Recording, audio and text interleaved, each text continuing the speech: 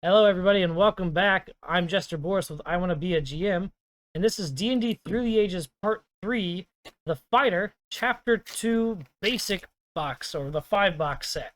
And with me today on my right, I'm Troy, the Planescape guy. to the left, Gwydion, the long-winded. behind the screen is Mr. Producer, and we're glad to have you with us. So, as I stated just a moment ago, we are going to be diving into the Fighter, changes and additions in the basic 5-box set for D&D.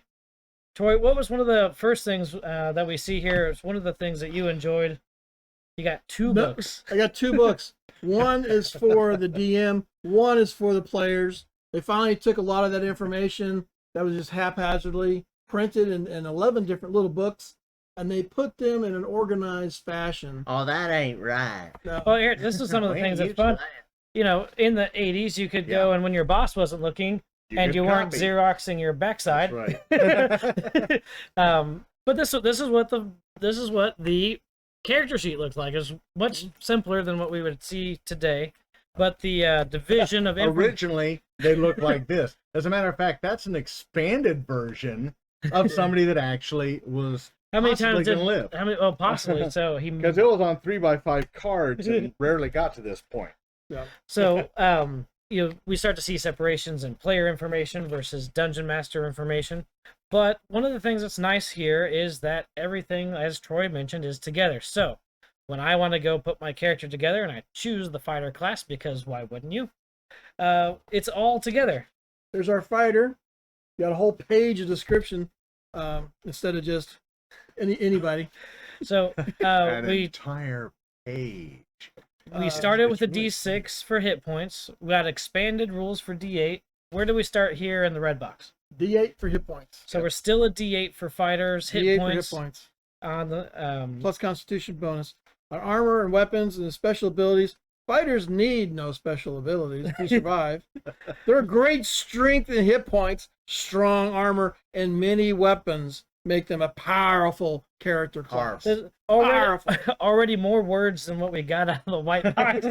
Yeah. Fighters fight stuff, I think, was basically the synopsis for that. Originally, they would show you 10th level in the original box set. They would show you 10th level, and then they would tell you the calculations for making an 11th level and 12th and so on like that as it went up. And in some cases, we had 100th level characters. We took the calculations and went on with them, and it was unlimited. So we used that. Here, they gave us up to 14th level, and again gave us more calculations, but they actually put it down and charted it to 14th level in the red box. The idea or concept comes through in the mechanics still, where we've got titles per level, and around 9th level, again, we start to see Lord, and that idea that you should be establishing a holding, leading an army, and those sorts of things are still here with the red box, and they don't... the expanded rules for keeps and things. Was that a later edition? That's a later edition. That's later. Here, It's so hard. We read everything back to back, and I'm like, it's somewhere in there. humans are still a class, Humans are still a class, and important. demi-humans Yeah. are still their own class. So that hasn't changed. One of the things that did change was the exchange of points of wisdom and intelligence for strength, for During character generation? Yeah. for character generation, as well as to assist you in your experience points and so on like that. It now is simplified for a 2-for-1, and they had minimums. Nothing could go below a 9, and so on. What I did fail to mention was the start of the evil DM, Oh, which was in the white box system. so based on your character generation, white box called for 3d6, 1 roll per stat, no rerolls. That was your number. That was it. Did we get a 4d6? I don't remember if they did that here or if it was AD&D.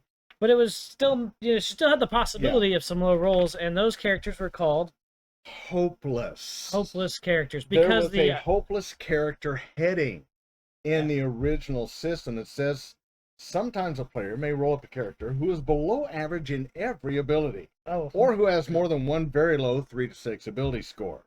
The DM may declare this character not suited for dangerous adventuring and allow the player to roll up a new one in place of the hopeless one. And this, in my humble opinion, is where the evil DM was born, because it says may roll up, may allow them to roll up. I can just see the guy going, nah, just go ahead and run it. Let's see how long you live. 3 strength fighter. It's Well, here we are on page 48 in the Red Box Player's Manual. And similar here, instead of just making up numbers for your ability scores, you will roll dice. This is done by rolling 6-sided dice 3 times and adding the results. Or if you have other 6-sided dice, roll 3 together. So we're still rolling 3 die per stat, one time final number. Now, what we did start doing, especially for the fighter, is we would roll until we finally got like a 16 or better and go, okay, now I'm going to start. Oh, yeah. So, and then we'd roll the rest of the abilities. Okay, these count now. These count now. Or you would roll 6 sets and then pick the best set. I've done that several times Now, in the older sets. What I did, and we started, and I still do it today, is you roll your set, and you get 1 reroll and 1 switch. And the reroll is, I decided to do something else. Like, if I have a low strength, I'm going to go work out at the gym. So you take a reroll, right? Because you're trying for a high strength. If you roll lower, you broke something. So from a character background perspective, you broke something, so it's worse. Or you get better. With a switch, if you had a high wisdom and you're into philosophy but you want to be a doctor, then you would pay attention to classes and raise your intelligence that way and leave philosophy behind, so we would allow you to switch wisdom and intelligence. And that was the basis behind the reasoning. And again, I still use that today. That's pretty nice, because there's not a lot that's done in these editions for character backgrounds. We didn't get some of that until some of the supplements in later editions. One of the things here, fighters can still use all weapons and armor. They can use all magical weapons. But, Troy, they were allowed the use of certain magical items. What kind of items did they get access to in this edition? Well, they're called magic items that anybody can use. Utility items. Yeah, that's the word. Rings of regeneration, cloaks of invisibility, things like that. But anything that's specific to a magic user or a cleric, they can't use. So potions were still allowed, things like that.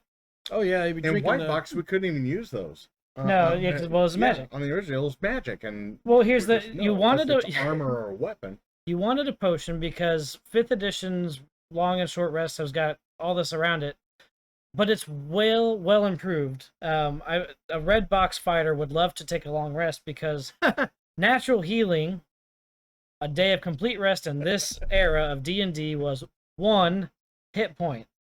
Now, when you have a total hit point pool of 8 at first level, 1 was bigger, but that's all you got. It didn't change till 3rd edition. Yeah. So to that point, though, you've got a good explanation of the kinds of healing, and as a fighter, you would want to utilize these. Absolutely. So everybody, even in 5th edition, is familiar with the healer's pack. So you have a pack of Band-Aids, and that will stop the bleeding and give you 1 hit point immediately. Right, can stabilize maybe an unconscious or fallen character. So you can use natural healing, which means you're laying in a bed for 24 hours, and you get 1 hit point of healing. Yeah, your basic convalescence. I'm up 2 hit points. There are there are a few magic user spells that can do healing, such as Mend, where you can repair bone. Yeah. So very few of those. Of course, we have clerical spells. A lot of clerical spells deal directly with healing, such as cure light wounds, cure disease, blah, blah, blah, blah. And we have potions. And a lot of potions deal with healing. Right. So there's our 5 types of healing.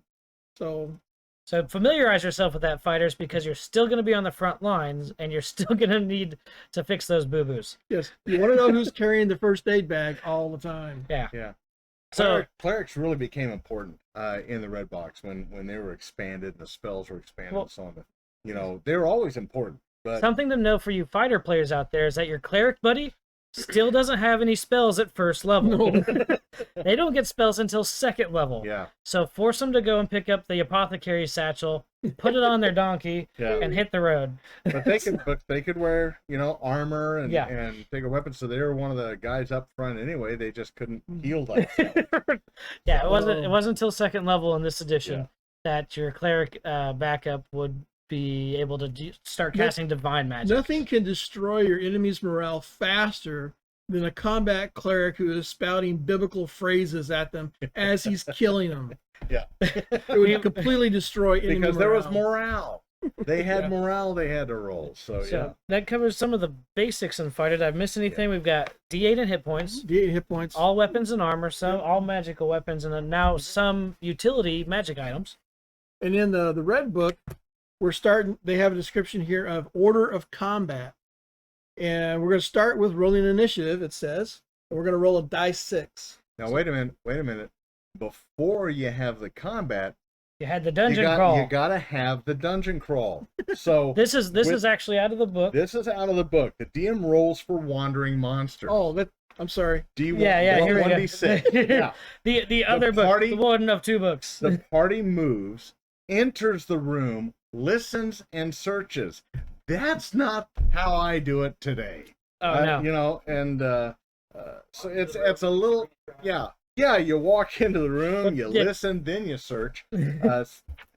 Okay, so you wonder why we died so often. That it Well, I was didn't wrote wonder. this Because- way. We were just following the rules. What you do is you cover your eyes, you open the door, you go into the room, and you listen. You're like, hold on, are there monsters?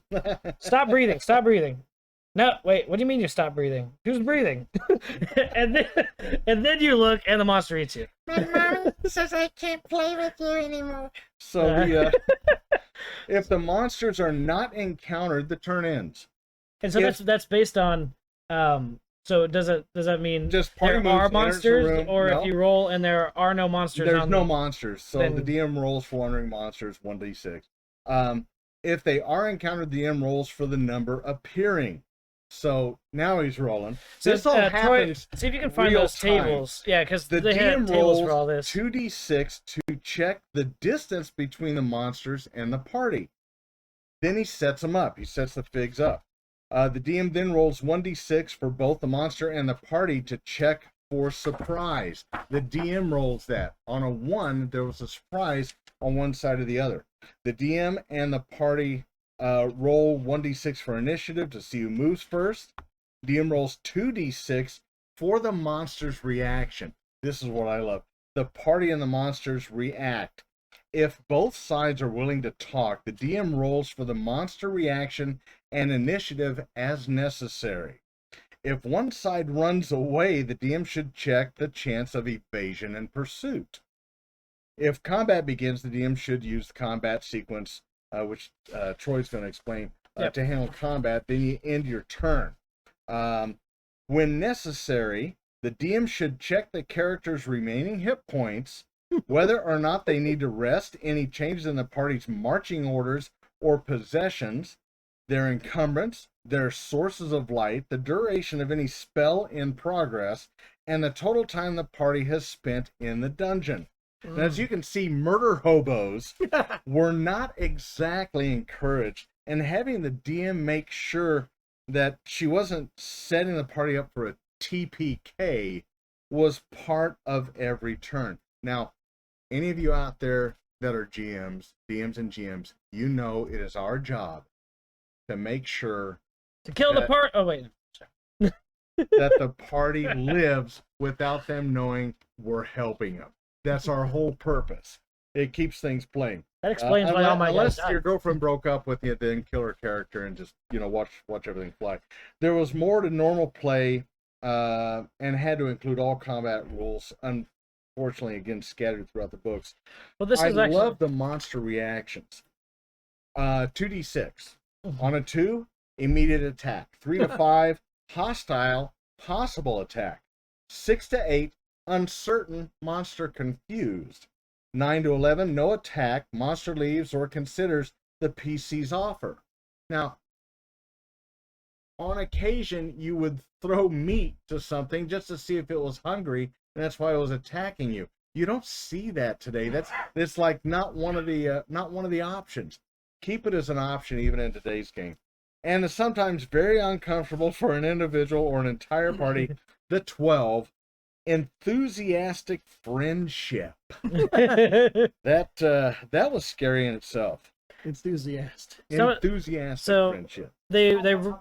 they rated dungeons by difficulty modifier. So level 1 dungeon on the random monster table, we're seeing things like a fire beetle, a cave locust, ghoul, goblin, zombie potentially. As we get into more difficult dungeons, we have things Neanderthal, Draco Lizard, or even an NPC adventuring party. Yeah, a different party down there. It's like, I love doing what are that you guys one. Oh yeah, that was my fave. You kick, Absolute you fave. kick open a door because you hear something going on inside. You kick open a door and there's a random group of you. Not monsters. There's just other people like busting open chests and trying to steal whatever's there that they can find. You know, The orcs all over the place. Yeah, orcs are all Yeah. dead, and you got like 5 adventurers standing around going, "What? Hey, we were here first." Yeah, this is our stuff. What do you got? Want to Yeah. fight?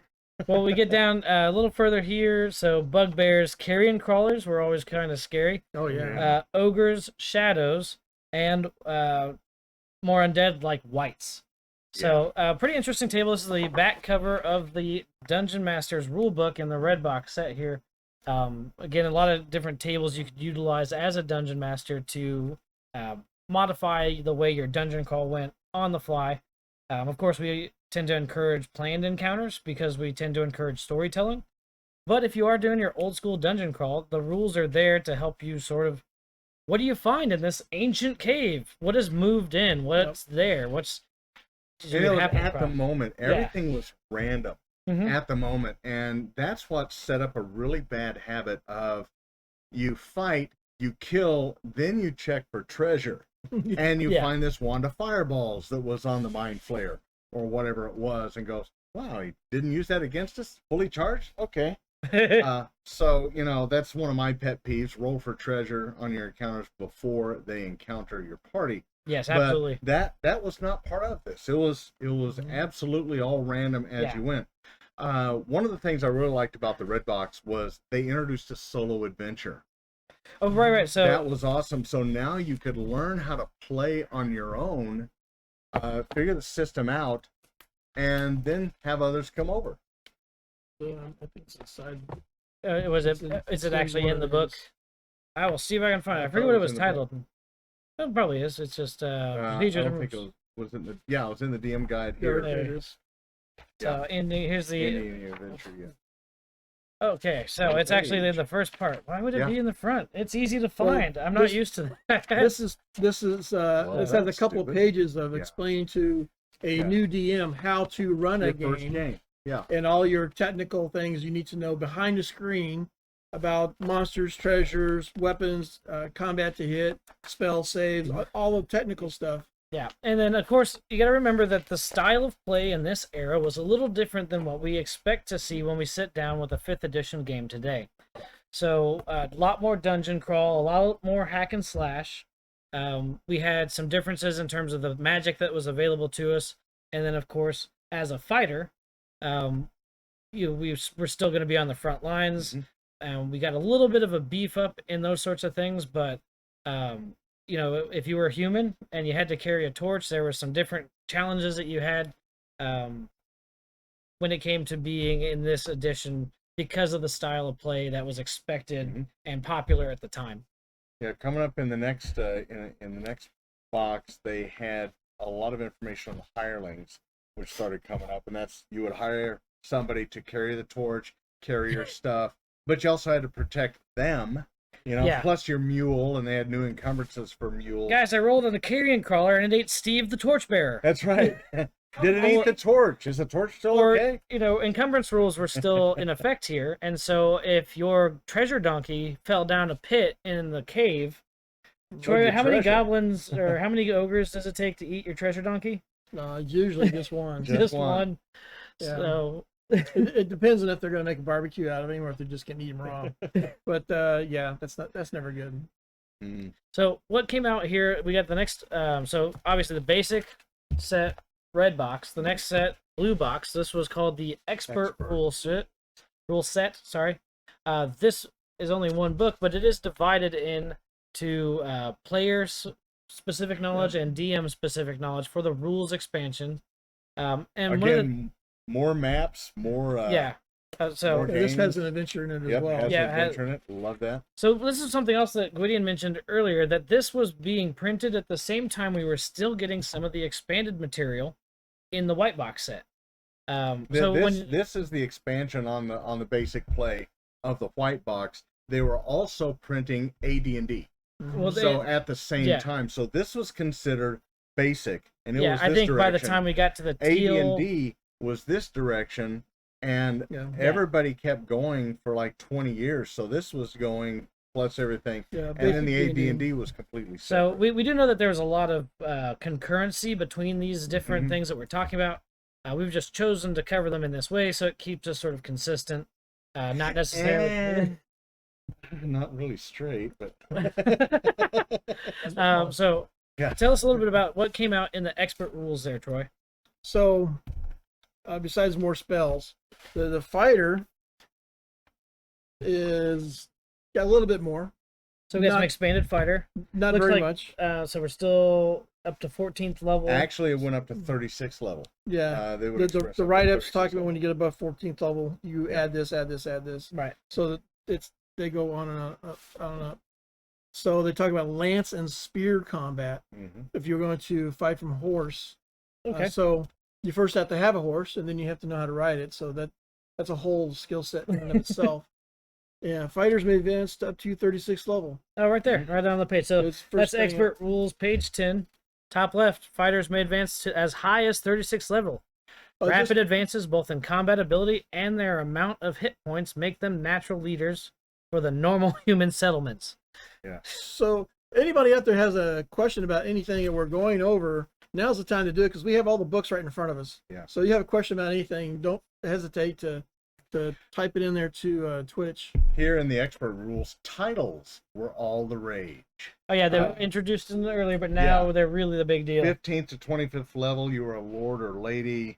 Lawful wandering fighters were paladins if they met the requirements, or a simple knight.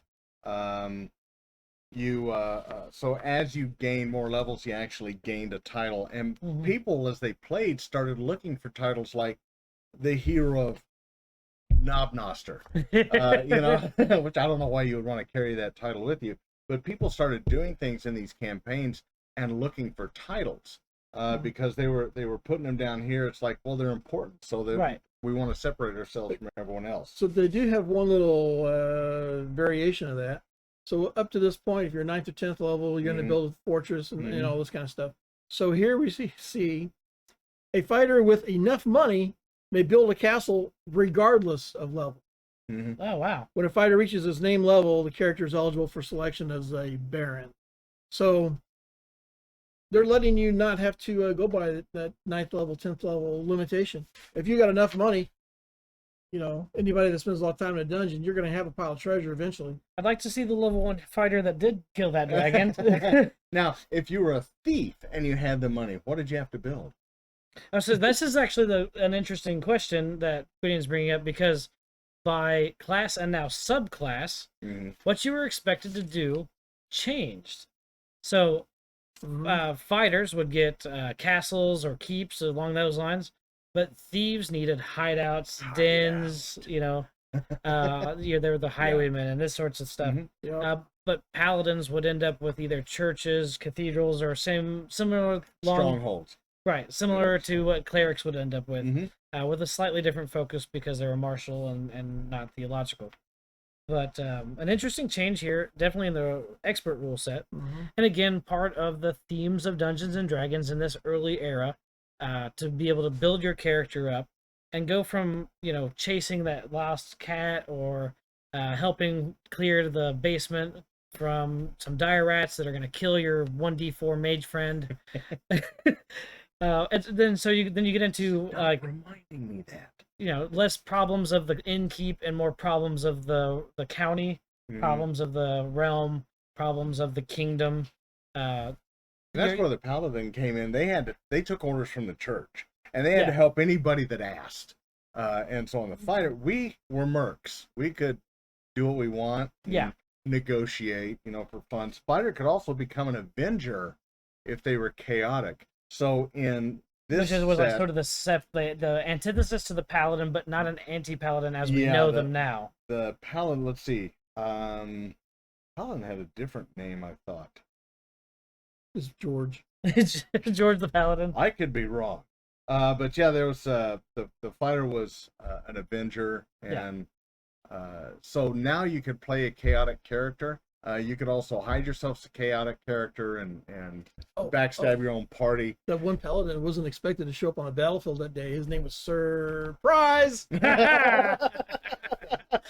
So Awesome. we got a bunch of combat tables. They've been revised. All the numbers change a little bit. Not going to get into all that because it's all boring. However, the weapon damage caused by different weapon types, different sizes, has changed slightly. The longsword has been put here at a die 8, regardless of target creature size. Die 10 with the lance, the polearm, and a two-handed sword. A two-handed sword being classified as something that requires two hands to swing it all the time. So great swords and things of that class. Right. Demi-humans changed as well, where dwarves could reach 12th level. Instead Elves- of 6. Instead of Elves 6. could reach Yep. 10th level Instead of 4th. Yep. Halflings could advance to 8th level. I think also 4th I think was they there. were 4th Yeah. as well. Thieves could advance to 36th level and could read languages at 80%, use scrolls with only a 10% chance of failure. So now your thief could have a bunch of scrolls on him and practically be a magic user as well. Well, Just a little bit. how much chance? How much chance of failure? 10% chance of failure. So it's So a what- 90% success chance. Yeah. Right. So what That's not happens how we when you looked at it. fail? It explodes. Yeah. In some way. So something happens. So that's cast silence. Your scroll silence goes into fireball. Yeah. Pocket. so Multiple attacks were also introduced right. in the expert level, especially, and that was really important. Well, I for a wanted to fighter. mention you're talking about percentage chance of success, Mhm. and all the dice that we use have 2 d10s. There's one with one number, and there's one that's a tens place. Mhm. And so, as a strength-based character, you would get things like a percentage chance to bend bars or lift gates. Thieves had chances to pickpocket or read languages, or in this case, use devices. Unlock. Right, and so these were all percentage chance based on your ability modifier, your level, and certain other factors that would go in. And so rather than where we might see a skill check of a D20 with a modifier, it was an actual percentage based check based around your ability scores and a couple things like that. Yeah. Troy, we still using THACO in this system, is that right? They are. Those are the big combat charts I was telling you about. It's all a bunch of numbers. Nobody cares about that anyway. So THACO's still a feature in this To system. hit armor class 0. Yep. Yeah. It's a number that you as a experienced player would know, and as an experienced player, you would know that okay, a first level fighter character needs a 15 to hit armor class 0. 0. That's just the way the charts are set up. They vary a little bit depending on your level and your class, and you as an experienced player would know if he had magic armor on or not, because if I roll my 15 and the DM says you didn't hit him, well then I know his armor class is better than that. At -1, it was So I know that his armor is actually better than what it seems to Yes, the introduction of meta playing. be. So, but saving throws still a feature here. So Absolutely. fighters Those are again expanded. did not necessarily get a bonus, but elves and dwarves, this was part of their draw. So caps in the advancement through fighter, but had bonuses for like dark vision, resistance to sleep. Mhm. Dwarves, of course, all the stone cutting and sloping. Elves couldn't be paralyzed by ghouls. Yeah, and then which the is really savings throws, important, yeah. bonuses versus spells and those things. So you could still be a fighter and reach a decent Mhm. level. And those other pickups were great to have in the party. With multiple attacks at 12th level, a fighter could attack twice. At 24th level, 3 times. 36th level, 4 times per round. And again, we would have 100th level characters. They were attacking 9 times a round.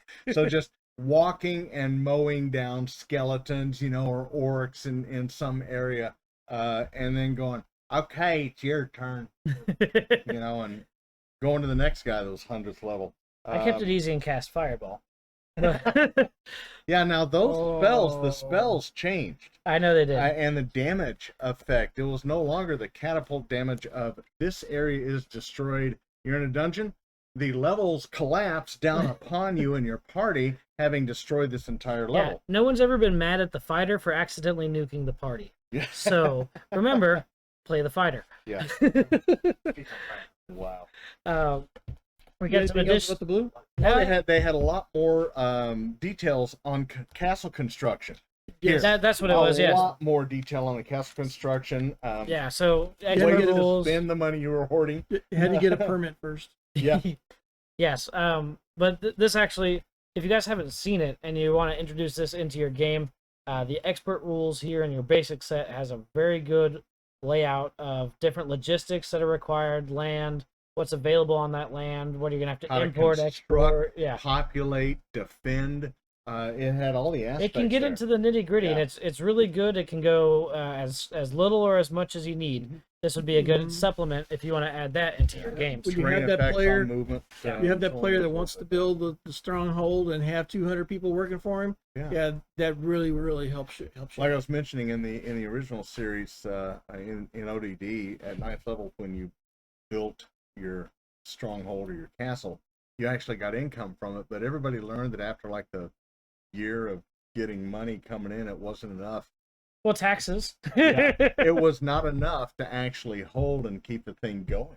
Yeah. So that was pretty much dropped off, and that's why they made some improvements here. It's now it's worth it, and there were other supplements coming out, even on the AD&D side that we used, where you got Oh, the yeah. castle construction, and it showed mining and gnomes, which we didn't have yet. No, not. AD&D had it, we didn't have it yet. So But is they that showed that's those, all we yeah. got for the fighter? Yeah, and blue? for blue set. Now we've got the Teal. teal set here. Again, we're back to a fighter magic user. 1 second. Looks like we got a question, Mr. Producer. Quique is asking, how does the fighter's expanded strength work? So expanded, yeah. This was a kind of an interesting thing because 18 was the maximum. Right. So if you were Conan the Barbarian, you would have an 18 strength. However, strength, when you got the max score, had a percentage score that was associated with it. So when you as a player created your character, if you happened to get lucky and have an 18 for your strength, and you knew you were making a fighter Yeah. character, then you would break out some percentage dice, and depending on your DM's how they individually want to determine your percentage ranking of your 18, because your percentage ranking, you're not 18, you're actually It'd be, inching your way towards 19. yeah, so it was like 18 slash, and you could go as high as double aught. 18 double Double aught aught was was the 19. top. Yeah, It was- 19 essentially. It was 19 strength. It was +3 to hit, +6 damage. And Ben bars, you have Ben bars, lift gates, your encumbrance rating and your Yeah. movement, a number of things based on your strength rating. And those tables change. were available in the abilities section, particularly in the AD&D first edition, but you'll see them here in the players supplement when you go to put your character together. So it's a lot of lookup tables. You got an 18, then I have this percentile. That means my my to hit, my to damage, my bent bars, my lift gates, all that sort of stuff that gets filled out on the character sheet comes right out of the book It's so once you've determined that stat. it's one of the things that I don't care for about 5th edition. Some of the ways they change the numbers around to the Yeah. mechanics of the game. So you have your strength score. Let's say it's 17, Right. and then you have your one modifier number, which +3. Yeah, and that's a continuation from third edition. Right. So that's +3 to hit, +3 damage. Yes. Yeah, it So wasn't until it was AD&D different. Yeah, it wasn't until AD&D second edition that they started making comparisons where a strength of 18 double out was equal to a cloud giant strength, Yep. or 25. A strength of 25 was equal to a cloud giant. So they would move those. Yeah. Back here, it was more about the bending bars, lifting gates, Yeah. and attack and damage than comparing to anything else for your strength. When So- we got the second edition, you had a barbarian with 18 double out strength, +3, +6 damage, Mhm. swinging a great sword whose damage was 3 die 6. Mhm. So you had 18 max there, Mhm. +6, plus any specializations or magic that may be in play. Yeah. We'll So be you had- talking about broken gameplay later in the video. So you're looking at Yeah. somebody that could kill a character in Yeah. one swing. Yeah. I kind of differ. I like a lot of the third edition. Gwydion also plays Pathfinder, and I play Star Wars Sagas, which came out of third. Then we go I- to Troy's house and play one. Yeah, which is true. But fifth edition capped some of the craziness that came out of that at 20. 20 is your max stat. Yeah. But you'll see in the write-ups from these older editions, when you get into monsters, 22 intelligence for an ancient copper dragon. You're like, 22 intelligence? Yeah, it's been alive 1,000 years. Yeah. You know, It knows more than you. It Yeah. plays. It does the New York a crossword puzzle every day in 2 minutes. so While doing your Rubik's. it was one of those things that at first they were trying to differentiate or scale the characters, and then somebody was like, oh, we probably need to scale our monsters as well.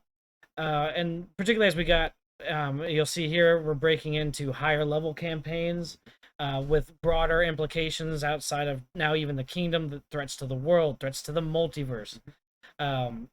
We had to have some way to compare my goober fighter to this ancient worm or this lich or whatever it happened to be that we were trying to do combat with. And so you'll start to see some of those break out. But as it was written, 18 with a percentage modifier determined like your maximum of your strength. Strength, I think, was the only one that had that. Yes. So all your other stats were straight as rolled. If you had an 18 intelligence, no other modifier. Even if you're a magic user and you had an 18 intelligence, that was it. They didn't give you a percentage Right. of intelligence. You still wanted the higher stat for bonus spell slots and things like that because it affected the maximum number of spells you could know of higher level. Yeah. You know, if you had a 14 intelligence, you may not get that 7th level spell slot at all. But So this was also called the master set, right? This is called Yeah. the Masters Yeah. Dungeon Master's Companion, and again we're back to this is the teal box set, which has a Dungeon Master and a player's guide. Woohoo! And again, these are they're not making a lot of changes, but they are adding more material. that was the big thing in this era was everything was added and not necessarily retconned. We had Added. expansions Oh, and who's that? Who's that? hey, that's the hold on. I never want to see Mr. that Producer, again. could you grab me the beach ball? No. Do we still have that book out? Because the art changed. That was one of the things Yeah. that was nice. In the master set, Yeah. yeah. So I just want to be In the able to have master Mr. set, Producer while put that up he's for a looking for second. it. Yeah, master set. Oh wait, no, he's already got Yeah. All right. So Mr. Producer, put that up on the pedestal for us real quick. it. Ladies and gentlemen, the difference in artwork and those that were available to do such. Yeah. Okay, Oh. free artwork and paid artwork. This is the difference, guys. Yeah. If you're So, putting something together, Yeah. hit up Fiverr or Yeah. whatever. It is. pay for it. Etsy, some Yeah. of those guys. But yeah, the Beholder there quite a bit. So here, in the master set, some of the changes that were made. First off, this wasn't a fighter aspect, but we were affected by it. The wish came into existence. Oh in the yeah, master certain set. high level campaign options Yeah, like the wish spell. the weapon mastery for a fighter came into effect. Was introduced levels 26 to 36. Their experience and saving throws were now charted. You know, it was only up to 14, and then you had to do Right, all so the now we're all the way up to calculations. 36. Now we're up to 36. Hit roll charts for all characters. We're on page 14, I believe. Weapon mastery rules and info charts, special effects. We're on pages 18 to 22. Yeah. Excuse me, I'm in the wrong book. There's only 2 this time, Yeah. boy. Anti-magic effects, and more importantly, guidelines for players to roll up higher level characters starting at level 25 or higher was introduced to where you didn't have to start at 0 That's an important note. Now and you- work your way up. It now had a way to actually roll up a high level character. Not that it avoiding wasn't- hundreds of hours of play. Not that it wasn't done before, but there was no formal sort of process for it. Again, getting into the higher level campaigns, the more threats. This system introduced some formal rules to start at 25th Mhm. and get into that new content. I completely forgot about this being in these earlier books altogether. The multiverse, Right, this is talking why I about mentioned the- threats to it. the different planes of existence and how they coexist with each other, and some don't coexist at all. I knew he'd be excited about He is that the Planescape guy. That's right. I didn't know it was in this earlier of the Yeah, book. that's where it all started, dude. This is why we do this. We're all learning together. That's right. There will be a test later. Prerequisites. They had prerequisites for immortals because immortals were introduced here, and Immortal Campaign soon came out. There were so many Yeah, there was no. cool There's two things more. that came out Well, for Immortal right, Campaign. so- We'll be there soon. Yeah, they no, introduced. this came out in the master set. They though, introduced the Immortal. concept of it, Yeah. Yeah, and then it was a very popular idea that generated a lot of interest. yeah. And we actually ended up with the final box for this set being the Immortals. We'll show you that in just a moment. When a human reached 30th level, or when a demi-human had 1,000,000 experience points, you could actually be a candidate. You weren't automatically an immortal. You were a candidate. You had to begin research, discover a path to immortality, and the paths weren't common knowledge. You'd select a path from a sphere of power, find a potential immortal sponsor that wouldn't just smite you. No, and this, so this was coming up. There was an entire different level of play, and that's why you would start a character at level 25 and work it to 30 to where you could possibly be an immortal, and that's why they would start those. so. What we get into at this point in the campaign is that you're no longer, the king of the kingdom is no longer your patron. You start working for deities and demigods. You start worrying about the eternal conflict, heaven and hell, and those sorts of things become the themes of your game. That's becomes the problems your character begins to solve. With the multiverse being described, instead of just fighting here in your own backyard or even across the river in another kingdom, now you're going to other planes of existence. And as you plane travel, spells don't work. Oh yeah, You leave your god behind, and your prayers are no longer answered. Magic items that you have no longer function. if you go to that plane of existence and they don't have 5G coverage, your cell phone. But it was similar No, in it's concept. 5E. Oh well, sorry, 5E coverage. 5E coverage. But that's what it was. One of the things that really started to become something that affected you as a player. Now, even as a fighter, different types of metals. We had a lot of different world settings that started to become available shortly around this time. And so Greyhawk and Forgotten Realms, which is Faerun, we were fairly familiar with your standard fantasy settings. But you can go to one called Dark Sun, where steel is almost non-existent. It's a Bronze Age campaign. So if you go there as a fighter in full plate mail, the locals see you wearing money, and that could be an issue. So now we get into these other really neat sort of role play opportunities as you're exploring different universes altogether. And maps. Yeah, some of them, color you got your decked out fighters wearing his, +3 plate mail, +5 sword, and he plane travels somewhere and gets into a fight with somebody, and their plate mail does not defend him like he Right, the expected sword to. breaks And the because sword- magic. It is not, yeah.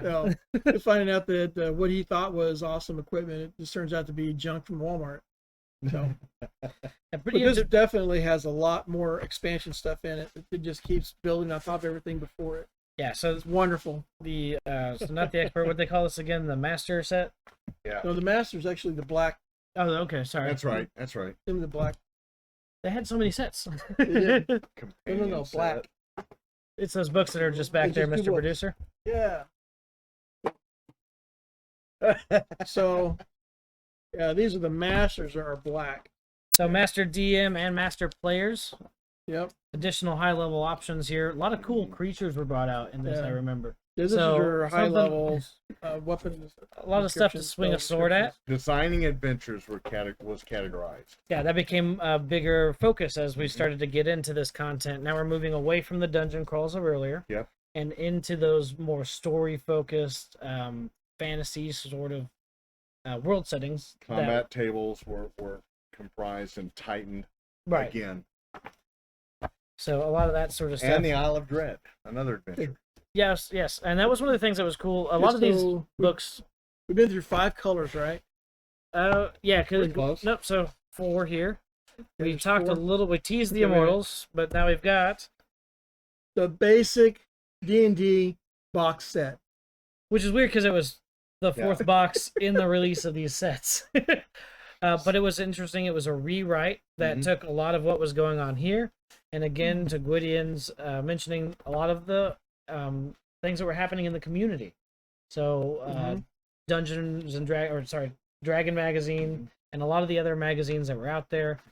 We started to see League play and those things come together.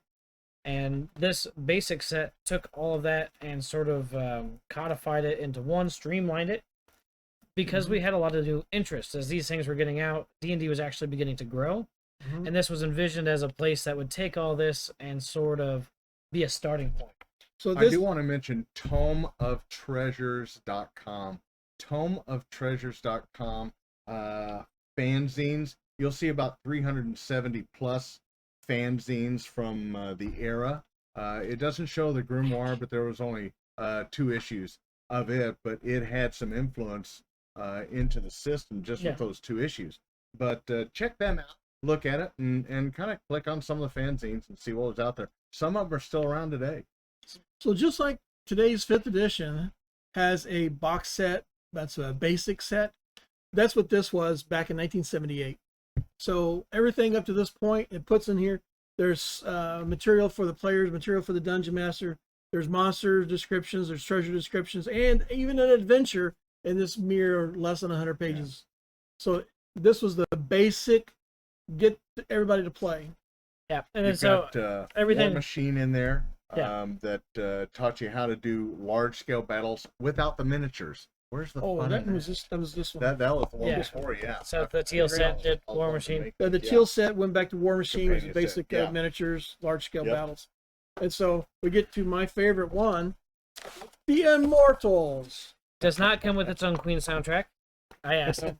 So You bought it anyway, I did, but I bought it twice. did you? Did you loan So it out? Did you again, we roll it? have a dungeon master, dungeon master, and a player's book, and they're just like all the others. Mhm. So what you work through here, you take your high level character, you basically pick a sorority or fraternity to join, and they haze the hell out of you, and if you survive, they'll make you a first level immortal. I get to be level 1 again. Wait, what? And then you get to run around the multiverse doing stuff for your god or other Yeah. worldly patron. Mhm. And it's a whole other thing because now you're fighting demons and devils, and as a celestial, Walking through lava, you yeah, know, all of that kind of stuff. Showing up on the prime material plane and giving little goobs something to go do for their god. yeah. So there's When you got a couple of guys that are jazz musicians Yeah. and the orphanage is about to close, they're on a mission from God. So- Wow. But Had no idea. hopefully we that's where can that see movie all of came these at from. one time here, Dustin. yeah, so we got try to bring them up here with the way that we're shot, but this is what the basic or 5-box set ended up looking like, with a couple of modules that are we've got wrapped up because they're in pretty good shape. So Couple we don't- modules. Well, a couple of boxes, a couple of Yeah. box sets came with. So here's the thing: every one of them came with an adventure. They were either in the book itself or it came with a separate module. Yeah. And I have those as well in the boxes. certain things like Isle of Dread and the other classic modules that we know from this era may have been included. You can find reprints and certain things. They're really interesting modules if you can get a hold of them. But Yeah. this is the books here for just the rule set, as far as starting to high level campaigns across the multiverse. In '84, they came out with an 10th anniversary set. It included a basic, expert, companion rule set, plus 4 modules, player character record sheets, and dice. So that, you know, if you were lucky to Oh, get a yeah. hold of that. Each one of these boxes came with a set of dice. Yeah. And those dice are not pretty like we love today. And we Well, had to ink them. They were very. They didn't have a process for it. If It you was could just- keep Gwydion from eating the crown, you could use the crown that was included to put the numbers on your die. Yeah. But I mean, to seriousness, they are very gross, very basic dice. But if you happen to have them in your box set still, hold on to them. They're Mm-hmm. worth something. They're worth a lot. Yeah, and your personnel dice was 2 20-siders with the numbers 1 to 0 twice. Right, right. So if you wanted to use a 20-sider as a 20-sider, we had to ink in 1 to 0 as like black and the other as red or green or blue, a different color to where those are 10s. Those are the 10s. The red's the 10s. Right. You know? So a little bit different. Yeah. Anything else that we need to mention specifically for fighters, fighting classes? We had a lot of subclasses that were introduced here, and particularly also that came in from like Dragon Magazine and other sources. Definitely have a lot of subclasses. We've seen some new skills, but we definitely saw the fighter as he grew up from the white box saying, anybody that wants to carry a sword can be a fighter. And now that basic class that we all know and love, and everybody's made 1,000 of them, has really come into his own. And these different versions, we're still not up to first edition yet. All of this is leading up to first edition, first They hardback. actually early on So about this, recommended that you go to AD&D, Mhm. and they would keep doing that while they kept coming out with these for the basic set because Yeah, they knew people yeah. were locked These- in and playing it. These and supporting material kept coming out. Yeah. 20 Kept years. coming out. So one of the things I want to mention, we've talked a lot about like swords, shields, and armor, but anybody that used a bow, spears, slings, and those sorts of classes, monk of course, hand armed, and wrestling rules for wrestling were introduced. That all still fell under the purview of fighter, and so those character classes or character concepts found a home here in the fighter class. They found that halflings weren't being played, and people were like, "Why?"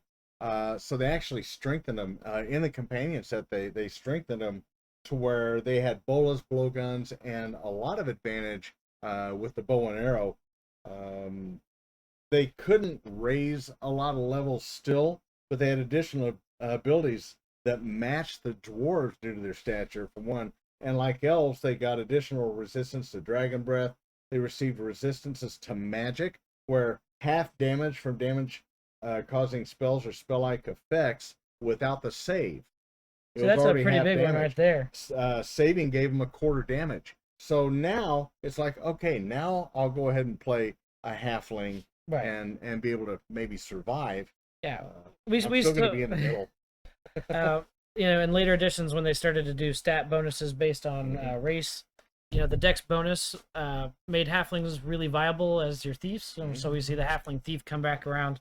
But it's interesting here for fighter that they started to get those different saves and ranged weapons and expansion to the ranged weapons they could use. Elves could get up to 3 attacks, smash, disarm, parry. They were the class that could do that. Again, Dragon Breath taking only half damage, quarter if they save. Dwarves could improve with human training, so we're still important. But they could only get up to 3 attacks around, not 4, where humans, like I say, up to level 100, we were getting 9 attacks around. Mr. Producer, was there a question? Nope, we're all good. I think we need to wrap it up. We've had That's we've fine. been on this for quite a while, but there's a lot to cover. So again, if you guys have any other questions, be sure to hit us up. We can break any of these books out. We got the final words on Fighter for the 5-box basic set.